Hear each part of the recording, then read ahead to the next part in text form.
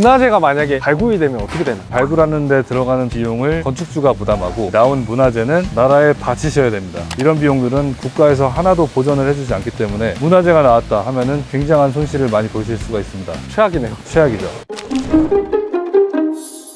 안녕하세요, 짓는 남자입니다. 오늘은 서초구 방배동에 위치한 새로 시작하는 현장에 나왔는데요. 연면적 130평 규모의 근린생활시설을 시공하는 현장입니다. 지하 1층을 위한 토목공사를 진행하고 있는데요. 저희가 오늘은 토목공사에 대한 이야기를 드리면 좋을 것 같아서 나와봤습니다.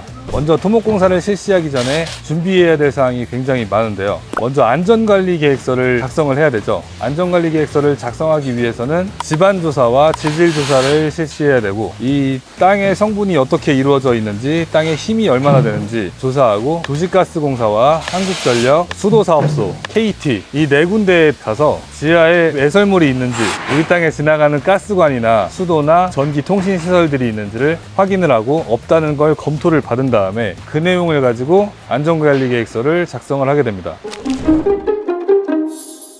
안전관리계획서에 대해서 좀 더 자세하게 말씀을 드리면, 안전관리계획서는 기본적으로 작성해야 되는 대상이 건설기술자가 상주해야 되는 현장, 공사감리자가 상주감리가 있고 비상주감리가 있는데, 감리자가 상주할 경우에는 반드시 작성을 하셔야 되고요. 터널, 교량, 댐 등 위험공사에 대해서도 작성을 하셔야 되고, 지하를 10m 이상 굴착할 경우에도 작성을 하셔야 됩니다. 그리고 지하 안전 영향 평가나 굴토 심의를 하는 심의 대상 건축물에 대해서도 안전관리계획서를 작성하셔야 되고, 건설기계 사용이 많은 공사, 타워 크레인이나 항타기 이런 장비들이 5대 이상 상시 투입되는 공사에서는 안전관리계획서를 작성하셔야 되고요. 기타 지자체장이 위험하다고 판단하는 공사에서는 작성을 하셔야 됩니다. 그래서 현실적으로는 공사비가 5억 이상 되거나 굴착 깊이가 8에서 10m 이상이 되면 대부분 작성한다고 보시면 되겠습니다. 착공 전까지 작성을 한 다음에 지자체에다가 보고를 하면 구청에서는 안전관리계획서가 제대로 작성이 되는지 검토하는 기간을 지정해서 검토를 시키고요. 검토 결과가 나와서 적정하다고 판단이 되면 공사를 진행하게 됩니다.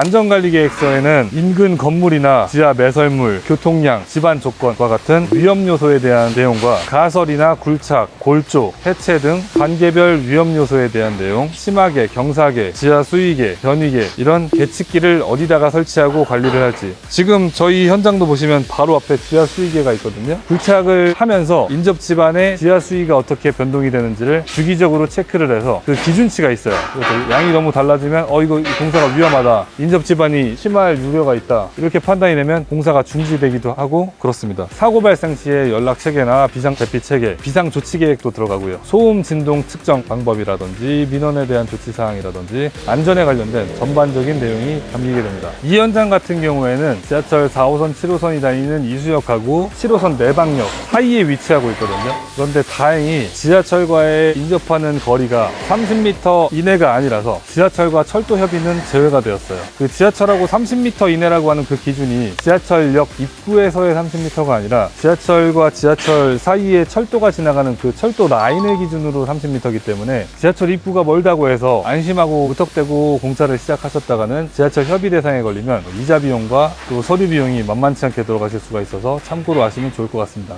문화재가 만약에 발굴이 되면 어떻게 되나요? 문화재가 발굴이 되면 문화재를 발굴하는 데 들어가는 비용을 건축주가 부담하고 나온 문화재는 나라에 바치셔야 됩니다. 그러면 그 문화재가 나왔을 때 다른 문화재가 또 나올 수 있으니까 공사가 중단되는 건가요? 공사가 중단되고, 공사가 중단된 만큼 이자 비용이나 발굴하는 데 들어가는 비용, 이런 비용들은 국가에서 하나도 보전을 해주지 않기 때문에 온전히 건축주의 몫이므로 문화재가 나왔다 하면은 굉장한 손실을 많이 보실 수가 있습니다. 최악이네요. 최악이죠. 자, 그럼 다음으로 토목공사에서 중요하게 아셔야 될 내용, 굴토심의에 대해서 말씀드리겠습니다. 굴토심의 같은 경우에는 법적으로 건축법 시행령 제112조의 2 굴토공사의 안전성 검토 등에 명시가 되어 있는데요. 심의 대상 조건은 굴착 깊이가 10m 이상 되거나 지하를 2층까지 굴착하고 인접대지와의 거리가 3m 이내거나 지하 연면적이 2000제곱미터를 초과하거나 지하철이나 철도, 문화재나 아니면 절토와 성토를 한 그런 급경사지일 경우에는 특수보호구역으로 지정돼서 별도의 심의가 필요합니다. 그리고 그 밖에 지자체장이 위험하다고 인정하는 경우에는 굴토심의를 하게 되어 있습니다.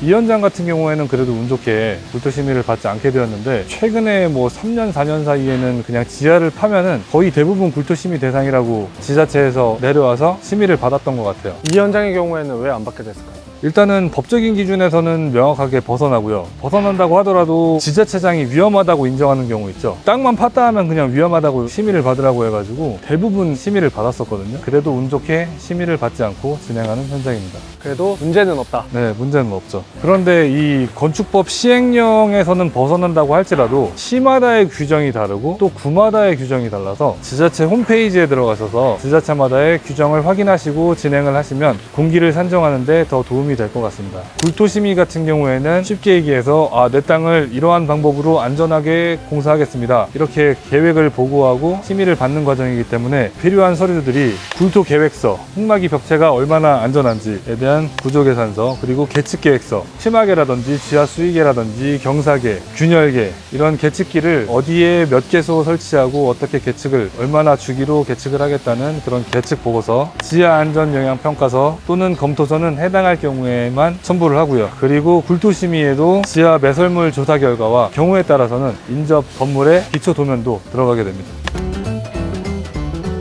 이런 복잡한 서류 과정을 거쳐서 승인이 나고 나면 이렇게 대지 주변에 흙막이 공사를 하고 굴착을 하게 되는데요. 이때 또 주의하셔야 될 사항이 집안이 너무 연약하거나 아니면 안반이 나오면 추가로 비용이 들어가실 수가 있습니다. 땅을 파보기 전까지는 그 부분이 알 수가 없어서 토목 공사를 진행을 하실 때는 예비비로 어느 정도 산정을 해 놓으실 것을 추천드리겠습니다. 현재 저희 현장 같은 경우에는 인접 대지 주변에 CIP를 통해서 흙막이를 하고 CIP 사이사이에 SGR 공법으로 차수를 진행하고 CIP 헤드 콘크리트를 타설하고 그 다음에 굴착을 해놓은 상태입니다. 내일 버림 콘크리트를 타설할 예정인데 버림 콘크리트 타설부터 기초 타설하는 과정이라든지 골조가 올라가는 과정, 외장, 창호 공사 이런 공종별 공사들을 저희 사무실에서 100m밖에 거리가 안 되기 때문에 이 현장을 통해서 저희가 자세하게 보여드리는 시간을 갖도록 하겠습니다. 오늘은 여기까지 하겠습니다. 감사합니다.